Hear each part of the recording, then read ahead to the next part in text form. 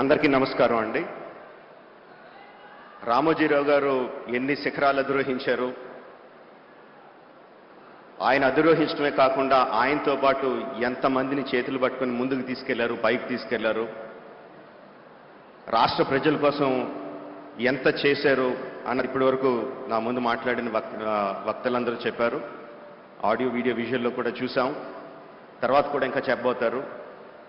అంతకన్నా నేను ఎక్కువ చెప్పగలను అనుకోవట్లేదండి, అంత సాహసం చేయట్లేదు.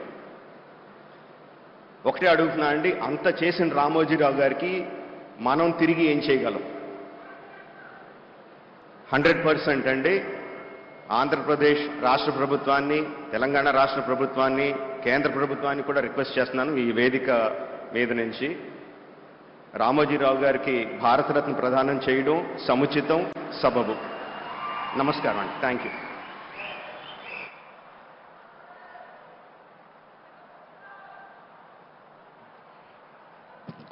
రాజమౌళి గారు చాలా తక్కువ మాటలు, ఎక్కువ సత్తా ఉన్నటువంటి వ్యక్తి. సేమ్ రామోజీరావు గారి ప్రిన్సిపల్ కూడా అదే.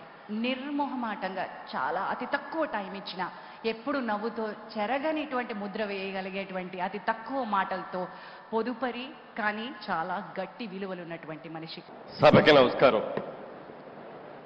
ఆంధ్రప్రదేశ్ రాష్ట్ర ముఖ్యమంత్రి వర్యులు గౌరవనీయులు శ్రీ చంద్రబాబు నాయుడు గారికి, ఉప ముఖ్యమంత్రి శ్రీ పవన్ కళ్యాణ్ గారికి, యువ నాయకుడు శ్రీ లోకేష్ గారికి, ఈ రోజున మనం సంస్మరణ సభ జరుపుకుంటున్న శ్రీ రామోజీరావు గారి కుటుంబ సభ్యులందరికీ, ఇచ్చేసిన పెద్దలకు అందరికీ నా హృదయపూర్వక నమస్కారాలు. కృషి, దీక్ష, పట్టుదల ఉంటే మనిషి సాధించలేనిది లేదు అనేది 100కి 100 పాళ్ళు రుజువు చేసిన వ్యక్తి శ్రీ రామోజీరావు గారు.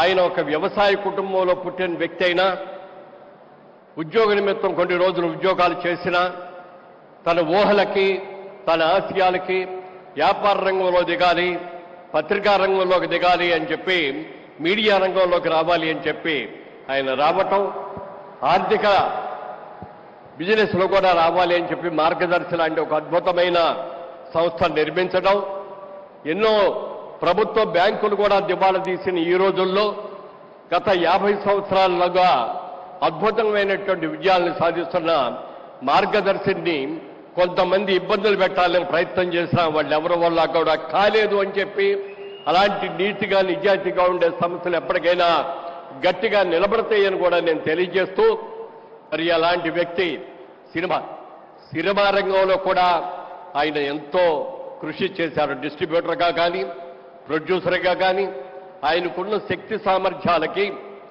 పెద్ద పెద్ద హీరోలందరినీ బుక్ చేసి అతిపెద్ద బడ్జెట్లో కూడా సినిమాలు తీయగలడు.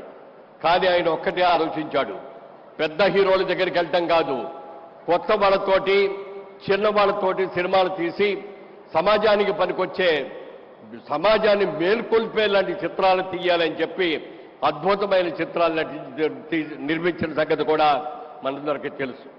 అలా తెలుగు భాష గురించి, తెలుగు భాష ఇంగ్లీష్ భాషతో సంకరమైపోతోంది, మన తెలుగు భాషను చక్కగా నిలబెట్టుకోవాలి అని చెప్పి తెలుగు భాష ఉన్నతి కోసం ఎంతో కృషి చేసిన వ్యక్తి శ్రీ రామోజీరావు గారు.